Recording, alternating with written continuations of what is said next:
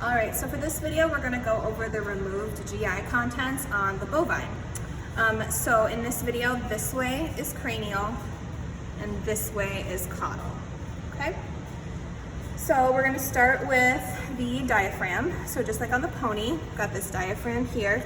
Central tendon is gonna be here. It's a little bit adhered to the liver and the rumen underneath, so I can't quite get my fingers all the way under it. Just that kind of nice clear portion in this middle here. It's gonna be your central tendon of the diaphragm. And then you have your diaphragmatic crura. So same thing that we saw on the pony. We've got this muscular attachment here that kind of comes together with this tendon. And then same thing on this side. So that crura is attaching to the lumbar vertebrae with these strong tendons there. Okay, so those are the crura of the diaphragm. Then we have the aorta coming through, passing through that diaphragm, creating the aortic hiatus right there. Okay, so then we'll move on to the kidney. So something to remember about the kidneys in the bovine is that the way these look are normal. So they are quite lobulated. They look pretty cool. I did open up this kidney here. So the cortex is actually kind of this lighter outside portion. And then the medulla is this inner, it looks a little bit like darker, a little bit softer there. So cortex on the outside, medulla on that inside portion there. One thing I did want to show you on this plastinated specimen are the calyx of the kidney. So this is a plastinated specimen with obviously the tissue taken away, with the arteries preserved. And all of these brown things are called the calyxes of the kidney. So they do not have a renal pelvis, and you'll remember that the renal pelvis is that kind of collecting spot for that urine to dump into the ureter. So they do not have a renal pelvis. So instead they have these calyxes, which are kind of these little cups that are coming together and kind of acting as that structure. Okay. All right. So coming out of our kidney, we're going to have a ureter. Let me track it back down here. There we go. So there's that ureter coming out of that. It's supposed to be the right side of the kidney. So there's that ureter coming out there. You have the same thing on the left kidney. Okay. So then underneath the diaphragm, we're going to look at the liver. One thing to remember on the cow is that because this rumen is on the left side of the animal, the rumen pushes the liver all the way over to the right side. So we're going to have all of the liver lobes on this side of the animal. So this is the right side. So on the cow, we just have a right, left, and caudate lobe. So they're not separated by a lot, again, because they're pushed over. So this is the left lobe, the right lobe, and you can see there's a little bit of separation where I'm putting my finger there. Here we can look at the gallbladder. One thing to note is the equines do not have gallbladders, bovines do. So we've got this gallbladder here, should kind of look like what you saw in your dog and cat specimens. And then we need to look for our cystic duct and our bile duct. So the cystic duct is coming out at the neck of that gallbladder. So that's the cystic duct. And then we're joined by hepatic ducts. So you've got one right here in the forceps coming from the liver. And when those hepatic ducts come into that cystic duct, we then turn into the bile duct or common bile duct that dumps into that duodenum right here. So gallbladder, cystic duct, the hepatic ducts come in to meet, and then we have bile duct dumping into that duodenum here, just this loop of bowel under the forceps there. Okay? All right, so now we'll take a quick look at the spleen. So actually, if we want to come on this side, perfect. So now we're looking at the left side of the animal. Again, this is cranial, this is caudal. Got our spleen here. Spleen should always be on the left side of the animal. Okay? And then we have our rumen. So remember that everything on the left side is going to be taken up by rumen and reticulum mostly. So all of this is going to be rumen here. Okay? And then this kind of little cranial pouch right here, you can see is divided. It's just slightly right there. It's going to be our reticulum. Okay? So esophagus is coming in right here. Again, you can see that kind of muscular edge of the smooth muscle. So that's going to dump into that ruminорeticulum, into both the reticulum and the rumen there. Okay, so contents are going to move between those two structures there. So those are the first two compartments of the bovine stomach. Okay, so now we are going to move back to the other side. There are a lot of internal structures you do need to know on the rumen, such as the pillars, rumen-reticular fold, things like that. I would look at the dry video specimens and then also the fresh viscera video to get yourself oriented to those different things. On this video, we're just going to do an external view of those organs. So we did rumen and reticulum. So from those two components, we move to the third compartment, which is the omasum. It's not super easy to see. It's really more by feel. But you'll remember that the omasum is kind of like softball shaped. So I'm putting my hand around it right here. So it's a really hard ball right here. That is the omasum. So the contents come from the rumen and reticulum and dump into that omasum here. Okay? So then from the omasum, we move into the abomasum. So the rest of this is going to be abomasum here. Okay? So we do have a lesser curvature and a greater curvature of the abomasum. The lesser curvature is going to be up here. So this is lesser curvature, kind of curving around like this. And the greater curvature is down here. Okay? And it's important to know those because we have lesser omentum and greater omentum attaching to those curves. So the lesser curvature is right here. So that's attaching to this lesser omentum here. So all of that lesser omentum. Okay? And then greater omentum is attaching to that greater curvature of the stomach. So I'm just going to orient this a little bit better for you. So all of this is greater omentum, and you'll see that it's attaching to that greater curvature there. So greater omentum attaches to the greater curvature of the omasum. Lesser omentum attaches to that lesser curvature of the abomasum. Okay? So one thing to note about that greater omentum is that it does have a superficial layer and a deep layer. So superficial or deep leaves.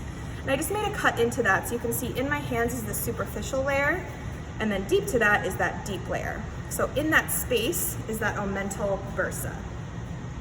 Okay? So then those two are kind of sitting on top of each other and they create this caudal fold. So right here, you can kind of think of the superficial layer and the deep layer kind of making a shape like my hands are. So superficial layer and then deep layer is where my thumb is. And they're creating this caudal fold back here. So caudal fold of that greater omentum is here. Okay, and the other thing to note is the supraomental bursa. And that supraomental bursa, so again, we've got the superficial layer and the deep layer of that greater omentum. We have that caudal fold. So both layers are in my hands, and then we have all of this small intestine that's sitting in that supraomental bursa.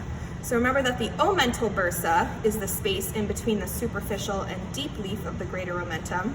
Those come together at the caudal fold, and then kind of tucked behind that greater omentum is all of this intestines that's hiding in here, and those are in the supraomental bursa. Okay? All right, so after we leave the abomasum, which is the true stomach, so we had that here coming up, we go into duodenum. So you can see that tube-like structure coming off there. So again, all of this was our abomasum curving up around here, and that goes into our duodenum. So that's where things start to look a little bit more familiar to us. Duodenum looks kind of like how it does in our other species, coming off of the stomach.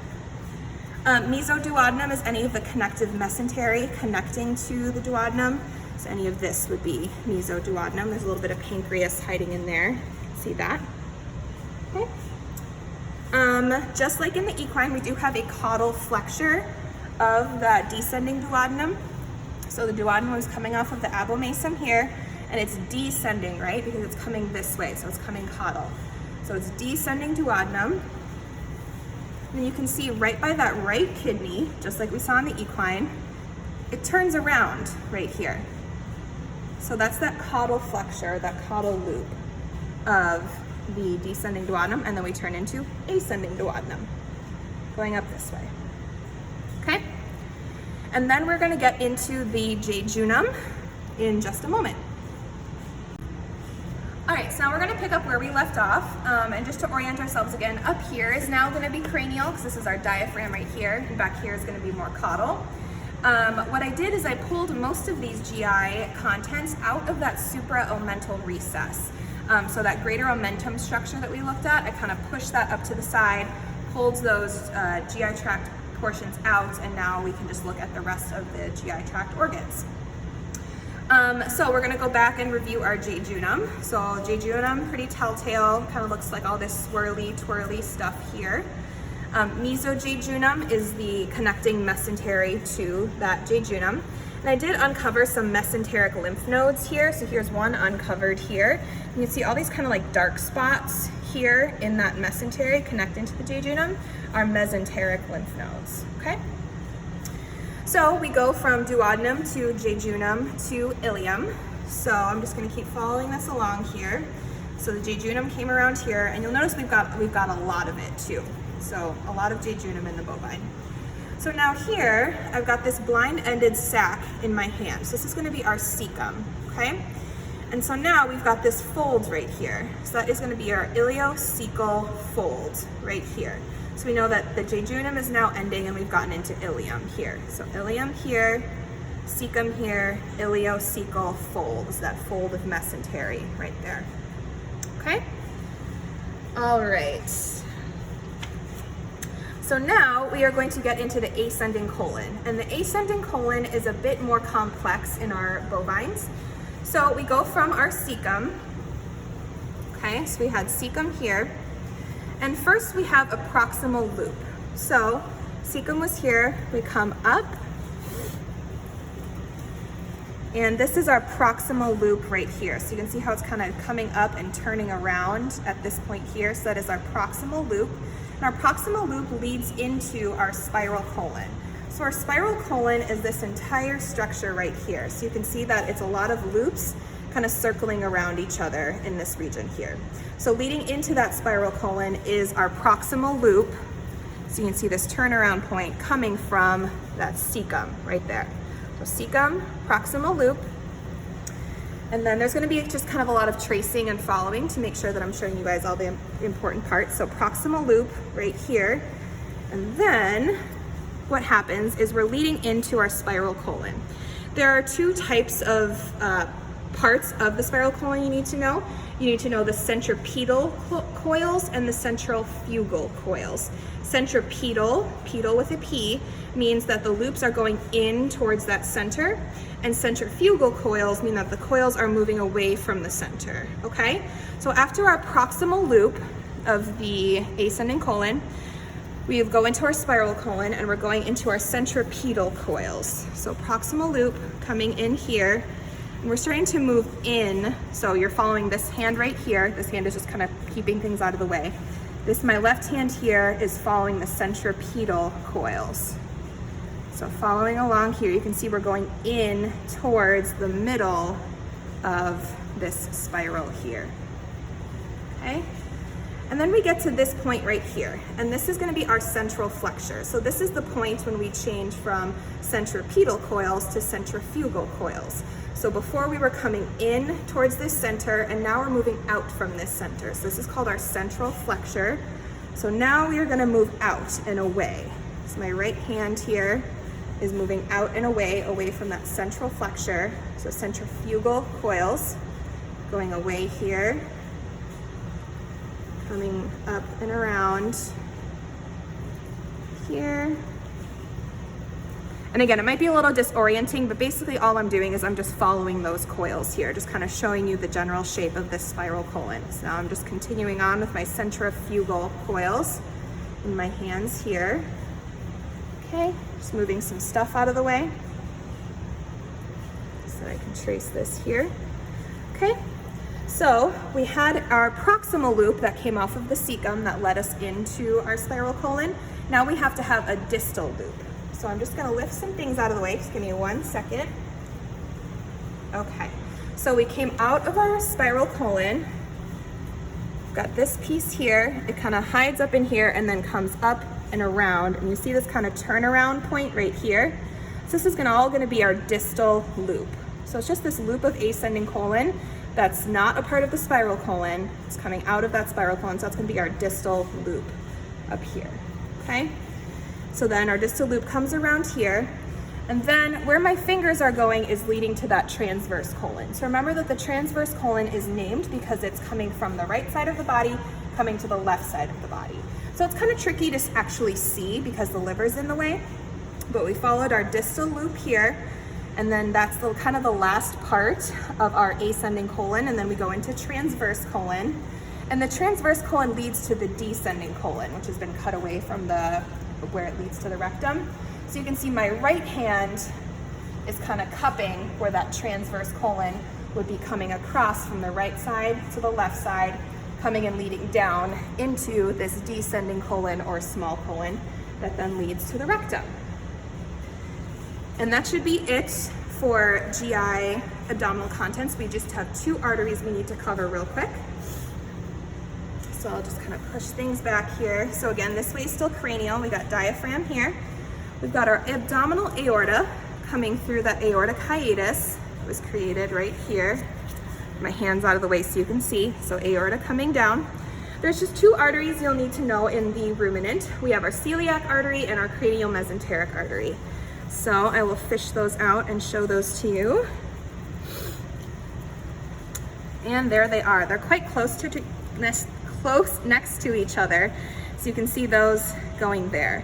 Unlike the equine, we're not going to trace kind of the individual artery branches that come off of there. So we just need to know that celiac is going to be that first one, and cranial mesenteric artery is going to be that second one. But for conceptual knowledge, it would be good to know kind of where those arteries are going and what organs they're supplying. But those are just the 2 you need to know for your terms list on the ruminant. All right, now that should be it for this video.